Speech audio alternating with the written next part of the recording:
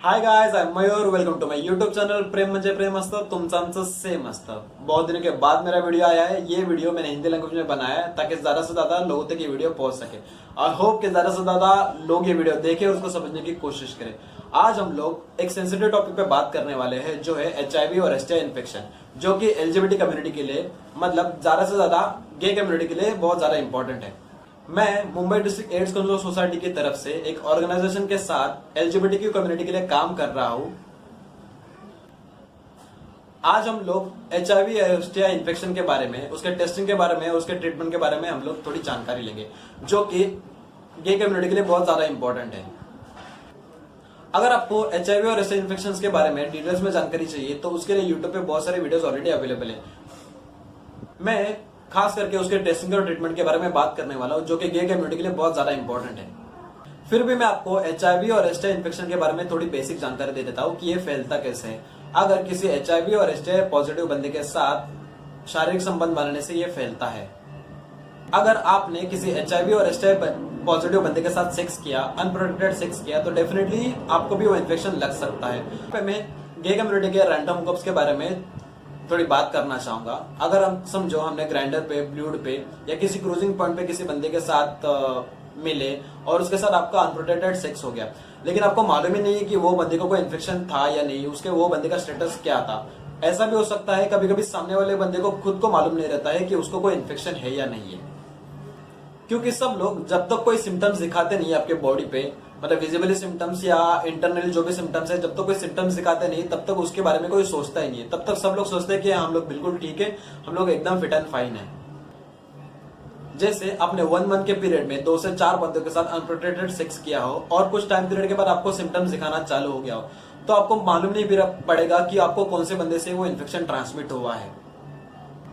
तो सबसे बेसिक और सबसे मेन पॉइंट आता है कि ये कोई इन्फेक्शन, आपको कोई इन्फेक्शन है या नहीं, या सामने वाले बंदे को कोई इन्फेक्शन है या नहीं, ये पता कैसे करें. इसके लिए सबसे बेसिक और सबसे आसान तरीका है HIV और STI टेस्टिंग. हाँ, हम लोग आज उसी के ऊपर फोकस करने वाले हैं, HIV और STI टेस्टिंग के बारे में. तो टेस्टिंग किसे करवानी चाहिए? टेस्टिंग उसे करवानी चाहिए जो बंदा रैंडम हुकअप्स करता है, जिसके मल्टीपल सेक्स पार्टनर्स है, और जो बंदा अनप्रोटेक्टेड सेक्स करता है. कभी कभी ऐसा होता है कि हम अनप्रोटेक्टेड सेक्स करते नहीं है, हम हर बार प्रोटेक्शन यूज करते हैं, लेकिन कभी कभार हमसे अनप्रोटेक्टेड सेक्स हो जाता है. कभी कभी ऐसा होता है हमारे मल्टीपल पार्टनर्स होते भी नहीं, कभी कभी हमारा एक या दूसरा ही पार्टनर होता है, लेकिन आपका जो एक या दूसरा पार्टनर है उसके ऑलरेडी कितने पार्टनर्स है, और वो जो उसके पार्टनर्स है वो ऑलरेडी और कितने लोगों को मिलके आए आपको मालूम नहीं होता है. तो ऐसा किसी के साथ अनप्रोटेक्टेड सेक्स करोगे तो डेफिनेटली अगर किसी का भी इन्फेक्शन ट्रांसमिट होते होते आप तक आ सकता है. कोई कोई बोलता है कि मैं सिर्फ एक बंदे के साथ सेक्स करता हूं, तो ऐसा जरूरी नहीं है कि आपने सिर्फ एक बंदे के साथ सेक्स कर रहे हो तो आपको इन्फेक्शन लगेगा नहीं. कभी कभी ऐसा होता है कि आपने 10 बंदों के साथ सेक्स कर लिया, लेकिन उसमें से कोई भी बंदे को कोई इन्फेक्शन नहीं रहेगा, तो आपको कोई इन्फेक्शन लगेगा नहीं, आपको कोई तकलीफ होगी नहीं. लेकिन अगर आप एक ही बंदे के साथ सेक्स कर रहे हो और उसी बंदे को वो कोई इन्फेक्शन या कोई बीमारी हो, तो डेफिनेटली आपको भी वो बीमारी वो ट्रांसमिट करेगा. कोई फिट एंड फाइन दिखने वाला बंदा भी वो इन्फेक्शन से इन्फेक्टेड हो सकता है. किसी किसी को सिम्टम्स दिखाते हैं, किसी किसी को सिम्टम्स दिखाते नहीं है. अगर किसी को सिम्टम्स दिखाते हैं तो उसके वो जेनिटल्स पर वो सिम्टम्स दिखाते हैं. अगर किसी को सिम्टम्स नहीं दिखा रहे फिर भी उसके जो जेनिटल फ्लूइड है उसके वजह से वो ट्रांसमिट हो सकता है. और एक बात आती है कि टेस्टिंग कब कराना चाहिए. अगर समझो आज आपका अनप्रोटेक्टेड सेक्स हो गया और अगर आपको आपका स्टेटस जानना है, अगर आपने आज अनप्रोटेक्टेड सेक्स किया और आपने अगर कल टेस्टिंग करवाया तो आपका स्टेटस डेफिनेटली नेगेटिव आएगा. हर इन्फेक्शन को आपके बॉडी में या ब्लड में दिखाने के लिए टाइम लगता है. हर इन्फेक्शन का अलग अलग टाइम होता है. जैसे HIV आपके बॉडी में दिखाने के लिए 1 से 3 महीने का टाइम लेता है, और STI जैसा इन्फेक्शन आपके बॉडी में दिखाने के लिए 15 से 20 दिन का टाइम लेता है. तो आपको अनप्रोटेक्टेड इंटरेक्शन के बाद एक पर्टिकुलर टाइम पीरियड के बाद टेस्टिंग कराना जरूरी है, तभी आपको प्रॉपर उसका रिजल्ट मिलेगा. फिर एक सवाल आता है कि टेस्टिंग कहाँ पे होता है, ये टेस्टिंग क्या होता है. ये टेस्टिंग, अगर हमको ऐसी टेस्टिंग करवानी तो कौन से टेस्ट करवाने.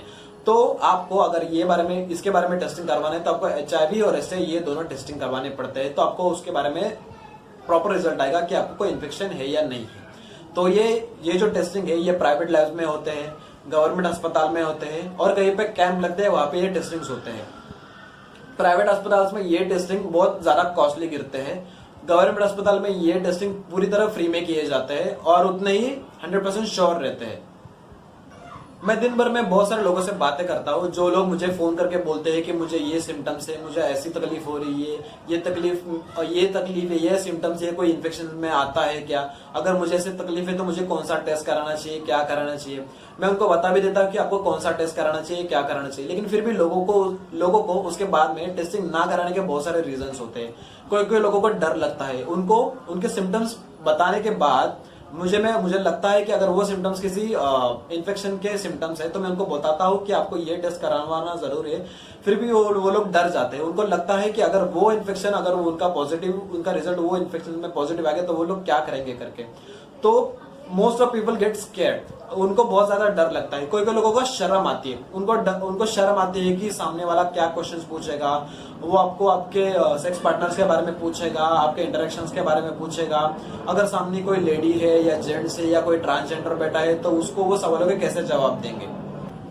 और तीसरा रीजन बहुत सारे लोगों का ये रहता है कि उनको टाइम नहीं मिलता है। अगर आपको सिम्टम्स से आप फेस कर रहे हो, अगर आप कोई प्रॉब्लम से फेस कर रहे हो तो आपको टेस्टिंग के लिए टाइम निकालना ज्यादा जरूरी है।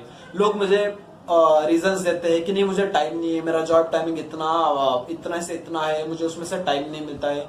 लेकिन आप अगर खुद के लिए थोड़ा सा टाइम नहीं निकाल सकते, मैं आपको बताना चाहता हूँ कि टेस्टिंग के लिए गवर्नमेंट अस्पताल में या कहीं पे भी सिर्फ से ज्यादा 10 से 15 मिनट लगते हैं। ठीक है, आपको जितनी क्यू है उतना वेट करना पड़ सकता है, लेकिन ओनली टेस्टिंग के प्रोसेस के लिए 10 से 15 मिनट लगते हैं, जो कि बहुत कम टाइम है। आप खुद के लिए इतना खुद का लिए तो आप टाइम निकाल ही सकते हो। फिर भी लोगों के रीजंस रहते हैं कि नहीं, उनको डर लगता है, उनको शर्म आती है या उनको टाइम नहीं मिलता है। लेकिन मैं यहाँ पे मैं बात करना चाहूंगा, लोगों को डर तब नहीं लगता है जब आप किसी के साथ अनप्रोटेक्टेड सेक्स कर रहे हो, जब आप ग्रुप फन कर रहे हो तो आपको वो टाइम पे डर नहीं रहता है कि अरे नहीं मैं किसी के साथ अनप्रोटेक्टेड सेक्स कर रहा हूँ तो मुझे वो टाइम पे डरना चाहिए कि ये बंदे को कोई इन्फेक्शन है तो नहीं, या उसका इन्फेक्शन मुझे ट्रांसमिट तो नहीं होगा। शर्म आपको तब नहीं आती है कि आप कहीं पे भी क्रूजिंग पॉइंट्स पे, आप कहीं पे भी ओपन प्लेस में आप जब सेक्स करते हो, अनप्रोटेक्टेड सेक्स करते हो, तभी आपको शर्म नहीं आती है। और जो टाइम निकालने की बात करते हैं, अगर आपको किसी के साथ हुकअप करना है तो आप बराबर टाइम निकालोगे। जो दिन आपका छुट्टी का रहेगा, जो दिन आपका वीक ऑफ रहेगा, वो दिन आप टाइम निकालकर हुकअप करने जाओगे। वो आपको कहीं पे भी जाना हो या आपके घर पे प्लेस हो, आपको सामने वाले को अपने घर पे बुलाना हो, आप उसके लिए बराबर टाइम निकालोगे। लेकिन अगर जो दिन आपको छुट्टी है उस दिन आपको टेस्टिंग के लिए जाने बोलेंगे तो आपके पास टाइम नहीं रहता, तो आपको दूसरे काम याद आते हैं। ऐसे मैंने बहुत सारा फेस किया हूं, मैं ऐसे लोगों के बहुत सारे मैंने रीजन सुना, इसके लिए मैं ये पॉइंट बोल रहा हूं। तो मैं यही बताना चाहता हूं कि अगर आपको सामने वाले बंदे का या अपना खुद का स्टेटस जानना है तो आपको टेस्टिंग ही कराना बहुत ज्यादा जरूरी है। Testing is the only way to get to know that कि अगर आपको कोई इन्फेक्शन है या नहीं है। ठीक है, इसके बाद आता है उसके बाद का प्रोसीजर। अगर आपने टेस्टिंग करा लिया, आपने जब टेस्टिंग करा लिया, जब तक उसका रिपोर्ट आता है तब तक आपके हाथ पैर कांपने लग जाते हैं कि अरे मेरा रिपोर्ट कैसे आएगा, रिपोर्ट नॉर्मल आएगा या कोई इन्फेक्शन से पॉजिटिव मेरा रिपोर्ट आएगा। ये बहुत ज्यादा डर लगा हुआ होता है। तो अगर आपका टेस्टिंग के बाद अगर आपका रिपोर्ट नेगेटिव आता है तो आप उसके बाद में जो भी आप इंटरेक्शन करोगे वो डेफिनेटली आप प्रोटेक्शन के साथ करोगे, तो ताकि आगे जाके आपका रिपोर्ट कभी पॉजिटिव ना आए। लोग मुझे बहुत बोलते हैं कि मैंने बहुत सारे अनप्रोटेक्टेड सेक्स किया हो तो मुझे डर लगता है टेस्ट कराने से, अगर मेरा रिपोर्ट पॉजिटिव आ गया तो मैं क्या करूंगा करके। तो मैं लोगों को यही सजेस्ट करता हूँ कि इसके पहले अगर आपने अनप्रोटेक्टेड सेक्स किया है तो एक बार टेस्ट करा लो, खुद के बारे में आप कंफर्म हो जाओ कि आपका स्टेटस क्या है। एक बार आप कंफर्मेशन के बाद तो आप प्रोटेक्शन के साथ सेक्स कर सकते हैं ना। और दूसरा ऑप्शन आता है कि अगर आपका रिपोर्ट पॉजिटिव आता है, तो रिपोर्ट जब पॉजिटिव आता है तो लोग डर जाते हैं कि अभी क्या होगा, क्या करेंगे। लेकिन आपको बताना चाहता हूँ कि जब भी आपका रिपोर्ट पॉजिटिव आता है तो जहाँ पे आपने टेस्टिंग करवाया है उनसे आप कंसल्ट कर सकते हैं कि अगर ये मुझे इन्फेक्शन से अगर मेरा रिपोर्ट पॉजिटिव आया है तो मुझे इसके लिए क्या करना है, इसके ट्रीटमेंट कहाँ पे अवेलेबल है, इसके ट्रीटमेंट कौन देता है, कहाँ पे इसके ट्रीटमेंट मिलते हैं, मैं ये ट्रीटमेंट कहाँ पे ले सकता हूँ, मैं इसके लिए किससे बात कर सकता हूँ। आप जब तक उनसे पूछोगे नहीं तब तक आपको कुछ पता नहीं चलेगा। वैसे गवर्नमेंट टेस्टिंग सेंटर्स में ये बातें आपको क्लियर बताई जाती है। जब तक आपको रिपोर्ट दिया जाता है तभी अगर आपका रिपोर्ट पॉजिटिव रहेगा तो आपको पूरी तरह जानकारी देते हैं कि आप वो इन्फेक्शन का ट्रीटमेंट कहाँ पे ले सकते हैं। बहुत सारे लोग ऐसा मानते हैं कि अगर आपने किसी गवर्नमेंट टेस्टिंग सेंटर में टेस्ट करवाया, अगर आपका रिपोर्ट पॉजिटिव आया, तो वो लोग गवर्नमेंट सिस्टम पर शक करते हैं कि नहीं वहाँ पे कुछ आगे पीछे हुआ रहेगा, गलती से मेरा रिपोर्ट पॉजिटिव आया रहेगा, तो वो लोग प्राइवेट में जाके वापस टेस्टिंग करवाते हैं। मेरे पास ऑलरेडी ऐसे 2-3 एग्जाम्पल्स है जिन्होंने गवर्नमेंट टेस्टिंग सेंटर में टेस्टिंग करवाई, उनका रिपोर्ट वहाँ पे पॉजिटिव आने के बाद उन्होंने प्राइवेट हॉस्पिटल में 1 नहीं 2 बार टेस्ट करवाया ताकि कंफर्म हो कि सच्ची वो उनका इन्फेक्शन से वो पॉजिटिव है या नहीं है। तो मैं आपको बताना चाहता हूँ गवर्नमेंट टेस्टिंग सेंटर भी उतने ही सिक्योर और उतने ही श्योर होते हैं जितने प्राइवेट लैब्स होते हैं। कोई लोग ऐसे भी रहते हैं कि नहीं वो डिनाई कर देते। मेरे पास ऐसे भी केसेस हैं जिनका रिपोर्ट पॉजिटिव आने के बाद उन्होंने बोला है कि नहीं मुझे तो ऐसा कुछ है ही नहीं, नहीं मेरे को ऐसा कुछ हो ही नहीं सकता, आप मुझे वापस फोन मत कीजिएगा, मैं कोई ट्रीटमेंट नहीं लेना चाहता हूँ, मुझे मेरे हाल पे छोड़ दो, ऐसा वैसा। लोग बहुत सारे लोग ऐसे भी लोग होते हैं। और कोई लोग ऐसे भी होते हैं कि अगर किसी के दिल में मतलब एक रह जाता है, किसी के दिल में वो बहुत ऐसी बदले की आग रहती है। मुझे ये नहीं बोलना चाहिए, बदले की आग नहीं बोलना चाहिए। किसी दिल में ऐसा बहुत कुछ रहता है कि ठीक है ये मुझे इन्फेक्शन हुआ है ना, तो मुझे भी किसी ना किसी की तरफ से हुआ, लेकिन मुझे मालूम नहीं किसकी तरफ से आया, तो डेफिनेटली मैं ये इन्फेक्शन बांटते फिरेगा। वो लोग जानबूझकर किसी दूसरे पर्सन के साथ अनप्रोटेक्टेड सेक्स करते हैं ताकि उनको हुआ है तो सामने वाले को भी वो हो जाए करके। लेकिन मैं आपको बताना चाहता हूँ कि अगर आपका रिपोर्ट पॉजिटिव आता है तो आप वहां पे कंसल्टेंट से बात करके, आप मतलब डॉक्टर से बात करके, आप मतलब पूछताछ करके आप बात करके पूछ सकते हो कि इसका ट्रीटमेंट कहाँ पे है। इसके ट्रीटमेंट गवर्नमेंट हॉस्पिटल में फ्री में अवेलेबल है। अगर आप चाहो तो वहां पे ट्रीटमेंट ले सकते हो। अगर आप फाइनेंशियली अच्छा खासा अर्न करते हो तो आप चाहिए तो आप प्राइवेट हॉस्पिटल्स में भी उसका ट्रीटमेंट ले सकते हो, लेकिन उसका ट्रीटमेंट लेना बहुत ज्यादा जरूरी है। अगर आपका रिपोर्ट पॉजिटिव आता है और आप उसका ट्रीटमेंट नया लेते हो या उसका ट्रीटमेंट आप कंप्लीट भी ना करते हो, ऐसा होता है कि ट्रीटमेंट के एक पीरियड तक रहता है, 1 महीने तक का, 6 महीने तक का, 3 महीने तक का, या उसके उससे भी ज्यादा लंबा भी उसका ट्रीटमेंट रहता है। लेकिन अगर आपने ट्रीटमेंट लिया ही नहीं या आपने आधा ट्रीटमेंट लिया और अगर आप किसी दूसरे बंदे के साथ अनप्रोटेक्टेड सेक्स करोगे तो डेफिनेटली आपका इन्फेक्शन दूसरे बंदे को ट्रांसमिट करोगे। अगर आपको किसी बंदे का पता चलता है कि वो बंदा कोई इन्फेक्शन से पॉजिटिव था तो उसको वो पूछे कि उसका वो इन्फेक्शन क्लियर हुआ है या नहीं, उसने वो ट्रीटमेंट कंप्लीट लिया है या नहीं। वो इन्फेक्शन का ट्रीटमेंट लेने के बाद भी वापस टेस्ट कराना जरूरी होता है कि वो जो ट्रीटमेंट लिया है वो कितना उसने काम किया है या वो ट्रीटमेंट ने कितने % इन्फेक्शन को खत्म किया है। वो सिर्फ टेस्ट से ही पता चल सकता है। ऐसा नहीं कि अगर आपने ट्रीटमेंट ले लिया तो आप अमर हो गए, आप फिर खुले आप सेक्स कर सकते हैं। नहीं, आपको उसके बाद वापस टेस्ट कराना होता है, तभी आपको पता चलता है कि वो इन्फेक्शन आपका क्लियर हुआ है या नहीं हुआ है। और जैसे मैंने बताया कि अगर आपका कोई रिपोर्ट पॉजिटिव आता है तो उसका ट्रीटमेंट लेना जितना ज्यादा जरूरी है उतना ही ज्यादा जरूरी है कि आपने जिन लोगों के साथ पिछले 3 महीने में या पिछले महीने भर में जिनके साथ अनप्रोटेक्टेड सेक्स किया है उनको बताना जरूरी है कि मुझे ये इन्फेक्शन हुआ है, कि तुम भी तुम्हारा टेस्ट करा लो ताकि ये मतलब किसी और वो बंदा और किसी को ट्रांसमिट ना करे। मैं आपको एक कॉमन सी बात है, लोग डर जाते हैं ये, अगर समझो मुझे कोई इन्फेक्शन हो गया है तो मैं सामने वाले को कैसे बताऊं कि मुझे कोई इन्फेक्शन हो गया है करके। अगर मैं सामने वाले को बताऊंगा तो सामने वाला मेरे बारे में रूमर फैला देगा कि नहीं ये बंदे को कोई इन्फेक्शन, इससे थोड़ा दूर रहना, या आपकी बदनामी हो जाएगी। लोगों का ऐसा डर रहते हैं, कि ये बात किसी को पता चल गई तो उनके बारे में फिर क्या चर्चा होगी, क्या लोग बातें करेंगे, इसलिए लोग किसी को बताते नहीं है। तो मैं फिर भी आपको बताना चाहता हूँ कि आपका अगर कोई रिपोर्ट कोई इन्फेक्शन से पॉजिटिव आता है तो जिनका आपके साथ पिछले महीने भर में या पिछले 3 महीने में इंटरेक्शन हुआ रहेगा, प्लीज उनको बताओ कि आपको कोई इन्फेक्शन हुआ है जिसका ट्रीटमेंट आप ले रहे हो और वो इन्फेक्शन ट्रीटमेंट लेने से ठीक हो सकता है, उसका तू भी टेस्टिंग करवा ले, तो ताकि आपको भी उसके खुद के स्टेटस के बारे में कंफर्म हो सको।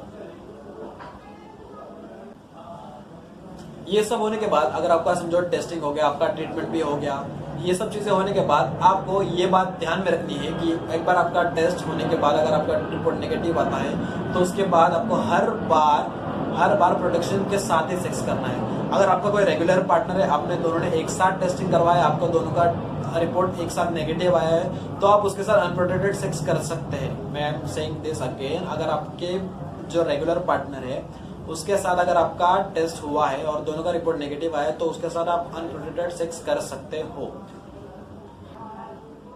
लेकिन अगर आप रैंडम हुकअप्स कर रहे हो, आपका रिपोर्ट नेगेटिव आने के बाद, तो आपको हर बार ईच एंड एवरी टाइम आपको कॉन्डम यूज करना जरूरी है। इवन ओरल सेक्स के टाइम भी आपको कॉन्डम यूज करना जरूरी है। हाँ, ओरल सेक्स के टाइम भी कॉन्डम यूज करना बहुत ज्यादा जरूरी है। तो लोग कोई अगर कॉन्डम लगा के ओरल सेक्स करता है तो सामने वाला बोलता है कि कॉन्डम लगा के कहाँ मजा आती है ओरल सेक्स में। लेकिन अगर बिना कॉन्डम के अगर आप ओरल सेक्स करोगे तो इफ अगर किसी के जेनिटल्स में अगर कोई इन्फेक्शन रहेगा तो उसके जो जेनिटल फ्लूइड है उससे वो इन्फेक्शन आपके बॉडी में एंटर कर सकता है। या किसी को कोई इन्फेक्शन अगर माउथ में रहेगा तो उससे वो आपके जेनिटल्स को टच होकर आपके बॉडी में एंटर कर सकता है। तो ओरल सेक्स के वक्त भी कॉन्डम यूज करना बहुत ज्यादा जरूरी है। यही तो ओरल सेक्स का अगर टॉपिक निकला है तो उसकी मैं एक छोटा सा एक बात बताना चाहता हूँ कि कॉन्डम्स फ्लेवर्स में क्यों आते हैं। ताकि पहले बहुत सारी चीजें होती थी कि कॉन्डम बिना फ्लेवर आते थे, तो लोगों को वो कॉन्डम के साथ जो लुब्रिकेंट आता था उसके टेस्ट की वजह से वो ओरल सेक्स के टाइम पे कॉन्डम यूज करना ठीक नहीं लगता था। इसकी वजह से कॉन्डम फ्लेवर्स में आते हैं तो आप वो फ्लेवर के मजे लेकर वो आप ओरल सेक्स कर सको करके, ताकि आपके ऐसे जेनिटल्स में कोई ऐसी तो कोई जगह है नहीं कि जो वो आपके वो जो कॉन्डम के फ्लेवर को आपको टेस्ट कर सके। उसकी वजह से कॉन्डम फ्लेवर्स में आते हैं ताकि ओरल सेक्स के वक्त भी कॉन्डम यूज किए जाए। सबसे मेन कंपोनेंट आता है इसके बारे में अवेयरनेस के बारे में। जब भी कोई अगर इसके बारे में बात करना चाहता है, जैसे मैं बता रहा हूँ, अगर मैं ग्राइंडर पे किसी को बता रहा हूँ कि मैं ये सर्विसेज प्रोवाइड करता हूँ, यहाँ पे मैं अवेयरनेस के लिए ये मैंने मेरा प्रोफाइल बनाया हुआ है, तो लोग मुझे डायरेक्ट बोलते हैं कि अगर सेक्स के बारे में बात कर रही है तो ही बात करो, लेकिन ये सब मुझे मत बताओ, ये सब की हमें जरूरत नहीं है, ये सब हमको इन्फेक्शन है, ऐसी कोई चीजें है ही नहीं। अरे भाई, तुमको मालूम ही नहीं है कि तुमको कोई इन्फेक्शन है नहीं, तुम कैसे बोल सकते हो कि हमको कुछ इन्फेक्शन है ये नहीं, हमको ये चीजों की जरूरत नहीं है। मैं वही जैसे मैंने पहले बताया, जब तक किसी को कोई विजिबल सिम्टम्स आते नहीं है तब तक लोग उसके बारे में ध्यान देते नहीं है। और लोगों को अगर उनको कोई सिम्टम्स आ भी जाए तो उनको ये बारे में किसी से बात करने के लिए शर्म आती है। वो लोग इवन डॉक्टर से भी ये बात करने के लिए शर्माते हैं। तो ये ऐसे वक्त में लोग किसी अपने नजदीकी दोस्त को बताते हैं कि मुझे ऐसा ऐसा हो रहा है, ये मुझे ऐसी तकलीफ हो रही है, ऐसे क्यों हो रही है। अगर समझो आपने किसी ऐसे पर्सन को ये बात पूछ ली जिसको ये बारे में ऑलरेडी नॉलेज नहीं है या उसको हाफ नॉलेज है, तो वो बंदा आपको उसके बारे में प्रॉपर नॉलेज नहीं दे पाएगा। तो उसके लिए किसी जो जानकार बंदा हो, जो ये बारे में जानता हो, उसको ये बात पूछा करो, ये बात उससे कंसल्ट करो, या आप डॉक्टर के पास जाके उसको ये बात पूछ सकते हैं कि मुझे ऐसा ऐसा हो रहा है, इसके बारे में क्या कर सकते हैं, ये सिम्टम्स ये हो रहे हैं मुझे, तो ये सिम्टम्स कोई इन्फेक्शन के सिम्टम्स तो ना है। इसलिए इसके बारे में बात करना बहुत ज्यादा जरूरी है। मैं यहाँ पे अवेयरनेस के लिए काम करता हूँ, जैसे ये एलजीबीटी कम्युनिटी के लिए। तो लोग मुझे पूछते हैं कि तुमको इन्फेक्शन से इन्फेक्टेड हो क्या, इसलिए ये सब कर रहे हो क्या। नहीं, ऐसा जरूरी नहीं कि कोई इन्फेक्शन से इन्फेक्टेड होने के बाद ही अवेयरनेस करे। अगर आपको कोई इन्फेक्शन नहीं है तो भी आप अवेयरनेस कर सकते हैं। हर किसी बंदे को, अगर कोई सामने से बंदा आपको अनप्रोटेक्टेड सेक्स के लिए अप्रोच कर रहा है तो आप उसको बता सकते हैं कि नहीं, आप उसको मना कर सकते हैं, नहीं मैं अगर करूंगा तो सेक्स प्रोटेक्शन के साथ ही करूंगा, if you are having random cups. तो जैसे मैंने आपको HIV और STI इन्फेक्शन के बारे में जानकारी दिया, उसके टेस्टिंग के बारे में, उसके ट्रीटमेंट के बारे में और उसके अवेयरनेस के बारे में जैसे मैंने जानकारी आपको दिया, मुझे लगता है ये बेसिक और इनफ जानकारी है। अगर किसी को ऐसा भी हो सकता है किसी को ये जानकारी बहुत बेसिक लगी हो या उनको ये जानकारी के बारे में ऑलरेडी मालूम हो, और किसी को ऐसा भी हो इसके बारे में कुछ भी जानकारी नहीं थी, उनको ये वीडियो देखने के बाद ही उनको ये सब जानकारी मिली हो। तो मैं चाहता हूँ कि ये जानकारी जिनको ना हो या जिनको ये बारे में नॉलेज ना हो उनके तक ये वीडियो पहुंच सके। हर एक कम्युनिटी के बंदे को जो गे कम्युनिटी से बिलोंग करते हैं, मैं उसको रिक्वेस्ट करूंगा कि अपने नजदीकी दोस्तों में या आपके रैंडम जिनके साथ आप करते हो या आपके रेगुलर पार्टनर से या जो बंदे जिनको आप सिर्फ जानते हो जो कम्युनिटी से बिलोंग करते हैं, प्लीज उन सबको ये वीडियो शेयर करो। मैं चाहता हूँ कि ये वीडियो ज्यादा से ज्यादा लोगों तक पहुंचे। और प्लीज वीडियो देखने के बाद जो भी आपके रिएक्शंस रहेंगे प्लीज आप वो कमेंट बॉक्स में कमेंट कर सकते हैं। और सबसे मेन बात, अगर जैसे मैंने आपको HIV और STI इन्फेक्शन के बारे में मैंने बताया, उसके टेस्टिंग और ट्रीटमेंट के बारे में मैंने बताया है, मैंने जैसे बताया कि ये बेसिक और इनफ जानकारी है, लेकिन आपको इसके बारे में डिटेल में जानकारी चाहिए होगी तो प्लीज आप मुझे मेरे Instagram ID पे DM कर सकते हैं, जो कि यहाँ पे मैंने मेंशन की हुई है। प्लीज मुझे वहाँ पे अगर आप चाहो तो मुझे वहाँ पे DM करके आपको कुछ भी जानकारी चाहिए तो उसके बारे में आप मुझे पूछ सकते हो। और ये वीडियो बनाने का खास जो मैंने रीजन मैं बताना चाहता हूँ कि 1 दिसंबर जो वर्ल्ड एड्स डे है उसके मतलब मौके पे ये खास मेरी वीडियो मेरा अपलोड किया हूँ, तो मैं आपको बताना चाहता हूँ कि आपको अगर किसी के स्टेटस के बारे में पता चलता है कि उसको वो HIV इन्फेक्टेड बंदा है या उसको STI या वीडियो जैसा कोई इन्फेक्शन हुआ है, तो प्लीज वो बंदे पे स्टिग्मा ना लगाए, उनको डिस्क्रिमिनेट ना करे, उनको अच्छे से उनके साथ अच्छे से बिहेव करे। अगर आपको ये इन्फेक्शन होने के बाद अगर आपको लगता है कि वो इन्फेक्टेड बंदे के साथ अगर आपने खाना खाया, उसके साथ आपने सेक्स किया या उसके साथ कुछ भी एक्टिविटीज की, तो उसका इन्फेक्शन आपको ट्रांसमिट होगा, तो नहीं। अगर उसके बारे में आपको प्रॉपर नॉलेज नहीं है तो प्लीज उसके बारे में ऑलरेडी नॉलेज देने वाले बहुत सारे वीडियोस यूट्यूब पे या गूगल पे अवेलेबल है, तो प्लीज वो चीजें, जो चीजों का आपके पास नॉलेज नहीं है उसके प्लीज उसके ऊपर नॉलेज दीजिए, तो आप उनके साथ वैसा बिहेव कर सकते हैं। तो प्लीज उनको डिस्क्रिमिनेट ना करें, मेरी ये रिक्वेस्ट है आपको सबसे। हो ठीक है, तो मेरे को लगता है कि मैंने बहुत सारी चीजों पे इनफ बातें कर ली है, तो आज की वीडियो के लिए इतना ही। मैं जल्द से जल्द मेरा नेक्स्ट वीडियो अपलोड करने की कोशिश करूंगा। तब तक के लिए bye, take care, see you guys.